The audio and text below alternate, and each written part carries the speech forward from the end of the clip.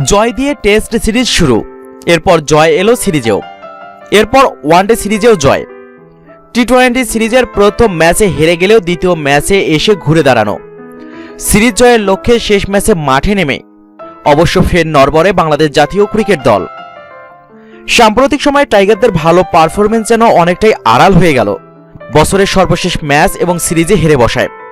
বাংলাদেশ অধিনায়ক সাকিব আল হাসানও মনে করেন এখনও দলের কিছু কিছু জায়গায় উন্নতি করার প্রয়োজন রয়েছে।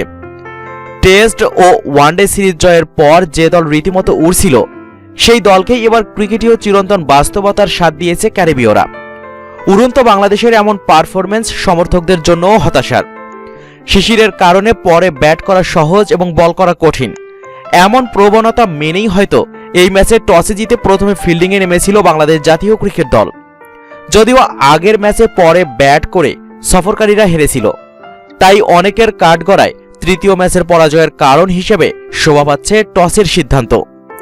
তবে সাকিব আল হাসান মনে করেন না টসের সিদ্ধান্ত আদৌ ম্যাচে কোনো প্রভাব রেখেছে। তার মতে শুরুতে ক্যারিবীয়রা দ্রুত রান তোলায় সেটি চাপ হয়ে দাঁড়িয়েছিল বাংলাদেশের জন্য, যে চাপ পরে সামলাতে না পেরে ব্যাটিং ব্যর্থতায় পড়েছে স্বাগতিক দল। সাকিব আল হাসান বলেন, টসে আসলে কিছু আসে যায় না। বোলিংয়ের শেষ 10 ওভারে আমরা ম্যাচে ফিরে এসেছি। এটা সম্ভবত 180 রান হওয়ার মতো উইকেট ছিল, তারা এর চেয়েও বেশি রান করেছে।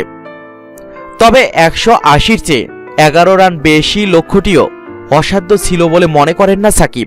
তার পরাজয়ের জন্য দুষছেন দ্রুততম উইকেট হারানোকেই। তিনি আঙুল তুলেছেন বাংলাদেশি ব্যাটসম্যানদের উচ্চবিলাসী শট খেলার দিকে। তিনি বলেন, জয়ের জন্য যে রান দরকার ছিল সেটি খুব বেশি ছিল না, কিন্তু সমস্যা হলো আমরা ক্রমাগত উইকেট হারিয়েছি। আমরা ব্যাটসম্যানেরা অনেক উচ্চবিলাসী শট খেলতে গিয়ে দ্রুত উইকেট পতন ঘটেছে। এ সময় সাকিব আল হাসান আরও বলেন, সবকিছু মিলিয়ে আমি মনে করি পুরো সিরিজে আমরা বেশ কিছু ক্ষেত্রে অনেক ভালো করেছি, তবে কিছু কিছু জায়গায় এখনও উন্নতি করতে হবে।